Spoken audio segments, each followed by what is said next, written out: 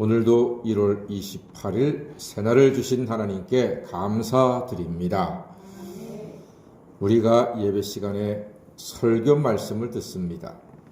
설교를 들을 때 종종 그런 경우가 있습니다.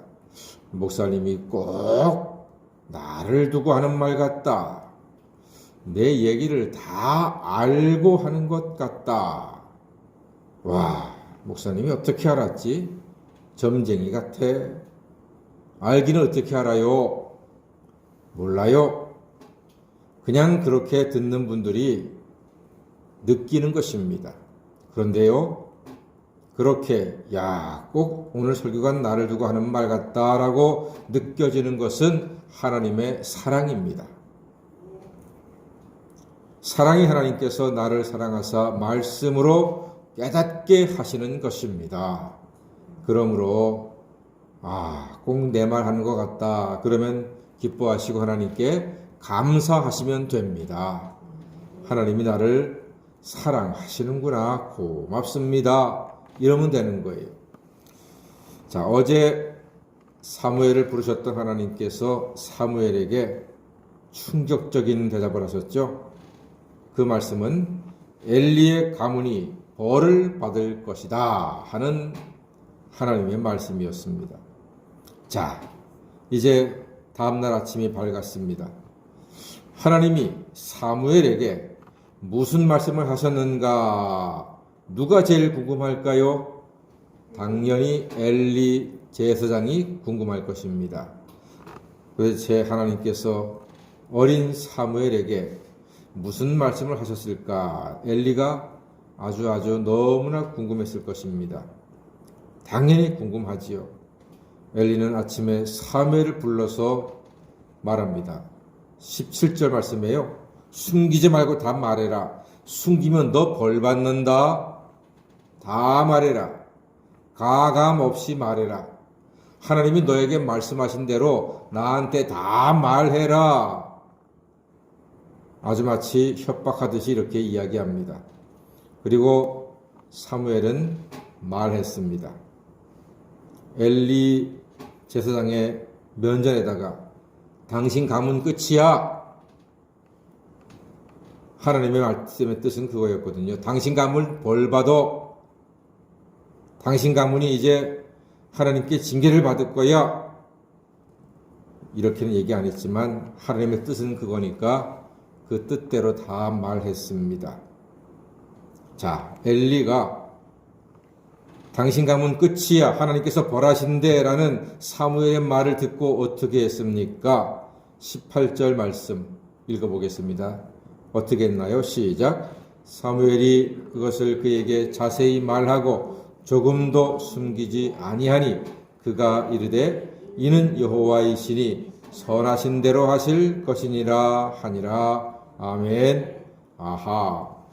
다 말한 사무엘의 이야기를 들은 엘리가 이는 여호와시니 선하신 대로 하실 것이다. 와, 여러분 정말 쿨하지 않습니까? 엘리가 예상보다 사람이 쿨합니다. 정말 쿨합니다. 사무엘의 뺨이라도 한 대 올려 붙일 줄 알았는데 어린 놈이 뭘 한다고 그런 소리야! 이렇게 얘기할 줄 알았는데 그게 아니라 그 말을 하나님의 징계의 말씀을 그대로 인정하고 있습니다. 쿨해도 너무 쿨합니다. 여러분 이게 가능합니까? 자, 질문 드릴게요. 엘리가 잘했나요? 못했나요? 자, 다시 한번 18절 볼까요? 마지막에 이는 여호와이시니 선하신 대로 행하실 것이다. 여러분, 엘리가 잘했어요? 못했어요? 새벽부터 계속 귀찮게 하는 같은 질문 반복하는 것으로 봐서 엘리가 뭔가 잘못이 있기는 있는 것 같은데 그런데 다시 봐도 딱히 흠잡을 데가 없어 보이잖아요. 하나님 말씀하신 대로 하나님이 이루실 것 같다라고 이야기하는데 그게 뭐가 잘못이에요? 쿨하네. 근데 여러분, 과연 엘리 제사장이 하나님의 자비하심을 믿는 제사장인지 저는 의심이 갑니다. 저는 이렇게 생각합니다. 엘리 제사장이 18절 말씀에서 분명히 말했잖아요. 이는 여호와이시니 선하신 대로 하실 것이다. 이걸로 끝나면 안 되는 거였어요. 거기에 한마디 더 덧붙여야 됐어요. 어떻게 덧붙여야 됩니까?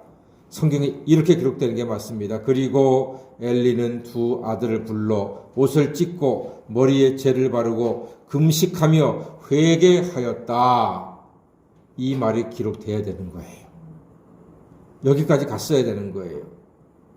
그래야지만 하나님께서 기뻐하실 일입니다. 하나님은요, 구원의 꼬투리만 있어도 용서하시고 자비를 베푸시는 사랑의 하나님이신 줄 믿습니다. 하나님은요, 용서의 실마리만 있으면 용서하시고 구원하시는 사랑의 하나님이십니다. 그러나 엘리는 여기에서 회개하지 않았습니다. 이것이 큰 아픔입니다. 여러분, 우리가 말씀을 들을 때, 와, 나보고 하는 말 같다라고 생각되면, 그게 혹시 가슴에 찔리는 이야기라면은, 그냥 그 자리에서 곧장, 하나님 죄송합니다. 잘못했습니다. 어떻게 다 아셨네요. 용서해 주세요. 더욱 하나님 마음에 합당한 자녀가 되겠습니다. 라고 기도하며 하나님의 긍휼과 자비를 풍성히 누리는 성도가 되시기를 바랍니다. 하나님은 그러는 분입니다.